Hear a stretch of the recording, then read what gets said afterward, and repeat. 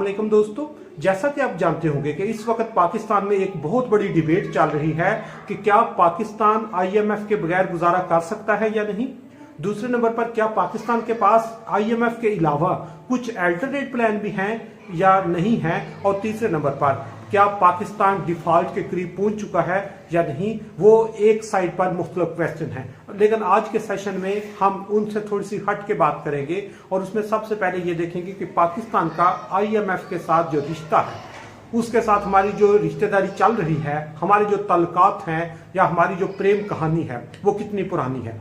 और दूसरे नंबर पर हम बात करेंगे कि आईएमएफ और नेशनल लेवल पर हमने कितना कर्जा लिया हुआ है, उसकी इंटेंसिटी क्या है, उसकी अमाउंट कितनी है, और वो अगर उसको पर कैपिटा देखा जाए तो हर पाकिस्तान में पैदा होने वाला जो बच्चा है वो कितने डॉलर्स का, कितने रुपए का मकरूज है, उस पर आज हम बात करेंगे। और उसमें सबसे पहले ये बताता जाऊं कि पाकिस्तान की आईएमएफ के साथ जो प्रेम कहानी है, जो रिश्तेदारी है, जो उनके साथ हमारे मरासम हैं, वो बहुत पुराने हैं। वो इतने पुराने हैं कि आपको सिर्फ यहाँ पर एक बात बताने से अंदाजा हो जाएगा कि दुनिया में सबसे ज्यादा जो आईएमएफ से प्रोग्राम लिए हैं वो पाकिस्तान ने लिए हैं। मतलब पाकिस्तान अपने 75 साल तारीख में 23 बार आईएमएफ के पास गया है और ये दुनिया में किसी मुल्क का आईएमएफ के पास सबसे ज्यादा प्रोग्राम्स हैं। और पाकिस्तान के 23 प्रोग्राम के साथ दूसरे नंबर पर अर्जेंटाइन है, उसने सिर्फ 21 प्रोग्राम इससे लिए।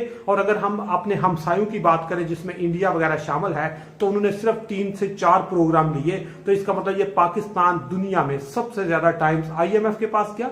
पाकिस्तान दुनिया में सबसे ज्यादा टाइम्स जो है डिफॉल्ट के करीब गया, लेकिन आज तक ये अल्लाह का शुक्र है कि डिफॉल्ट नहीं हो सका। इसलिए पाकिस्तान की आईएमएफ के साथ जो रिश्तेदारी है वो बहुत पुरानी है। हमने 1958 में फर्स्ट टाइम उनसे कर्जा लिया। उस वक्त अभी आईएमएफ आप कैसे जिस तरह छोटा बच्चा होता है उस वक्त से हम उनसे कर्जा ले रहे हैं। तो 1958 से लेकर 2023 तक 23 डिफरेंट टाइम्स, मतलब ऑन एवरेज हर 3 साल के बाद हम आईएमएफ के पास गए हैं, उनसे एक नया प्रोग्राम लिया है। और 23 के बाद अब हम 24 प्रोग्राम की तैयारी कर रहे हैं। दूसरे नंबर पर देखा जाए तो हमने अभी तक कितना कर्जा लिया है, तो उस पर बताता जाऊं कि पाकिस्तान का कुछ डोमेस्टिक डेट है जो हमने अपने commercial bank with in Pakistan लिया हुआ है, और एक हमारा जो है वो एक्सटर्नल डेट है। अब इंटरनल और एक्सटर्नल या डोमेस्टिक और एक्सटर्नल डेट को अगर देखा जाए तो उसकी इंटेंसिटी कुछ इस तरह है कि डोमेस्टिक जो पाकिस्तानी कमर्शियल बैंक्स और विद इन पाकिस्तान हमने डिफरेंट अदारों से लिया हुआ है वो तकरीबन 35,000 अरब रुपया है, 35 बिलियन रुपीज या 35 ट्रिलियन हम उसको सिंपल कह सकते हैं। और अगर हम इंटरनेशनल या एक्सटर्नल डेट की बात करें तो उसमें वो तकरीबन हमारा 22 ट्रिलियन को सिंपल हम कह सकते हैं कि 22,000 अरब रुपया जो है वो हमने लिया हुआ है। अब 35 ट्रिलियन हमने डोमेस्टिक मार्केट से लिया हुआ है, 22 ट्रिलियन जो है वो हमने एक्सटर्नल सेक्टर या पूरी दुनिया से लिया हुआ है। और इस तरह टोटल कर्जा हमारा जो है वो 57 ट्रिलियन रुपीज बनता है या 57,000 अरब रुपया बनता है। और इसको अगर पॉपुलेशन पर तकसीम किया जाए तो हमारी पॉपुलेशन अगर बहुत बड़ा नंबर 25 करोड़ भी कहे तो 25 करोड़ को अगर 57 ट्रिलियन पर तकसीम किया जाए तो ये तकरीबन 2,28,000 रुपया बनता है।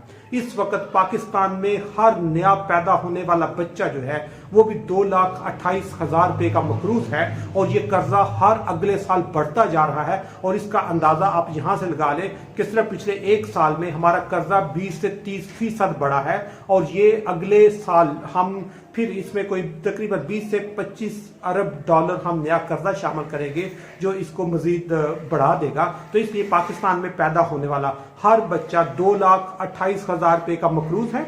और सिर्फ ये नहीं कि मकरूज है, इसके अलावा हमारा कर्जा इतना ज्यादा हो चुका है कि हम बजट में से 50% जो पोर्शन है वो हम कर्जे की किस्त और कर्जे पर सूद की शक्ल में देते हैं। उसका आप अंदाजा यहां से लगा लें कि इस साल का हमारा बजट तकरीबन 14 ट्रिलियन रुपीज है, 14,000 अरब रुपए का बजट है। और इन 14 ट्रिलियन रुपीज में से तकरीबन 7 ट्रिलियन रुपीज जो हैं वो कर्जे की मद में, कर्जे पर शरह सूद की मद में चला जाएगा, जिसका मतलब आप खुद समझ सकते हैं कि अगर बजट में 50% हिस्सा जो है वो कर्जों की सूरत में वापस चला जाए तो बाकी सिर्फ 50% से हमने पूरा मुल्क चलाना है। उसमें डिफेंस है, उसमें सब्सिडीज हैं, उसमें लोगों के डेवलपमेंट प्रोजेक्ट्स हैं, उसमें हेल्थ है, उसमें एजुकेशन है, उसमें इंफ्रास्ट्रक्चर है, लोकल एडमिनिस्ट्रेशन है, ये सारे उसमें शामिल है। तो इससे आप अंदाजा लगा सकते हैं कि अगर हमारे कर्जे की अमाउंट बढ़ती जाएगी तो उससे ना सिर्फ इकोनॉमी पर प्रेशर बढ़ेगा बल्कि इंटरनेशनल लेवल पर हमें उनकी शराइत भी माननी पड़ती है, जिससे हमारी मुश्किलात मजीद बढ़ती जाएगी। इसलिए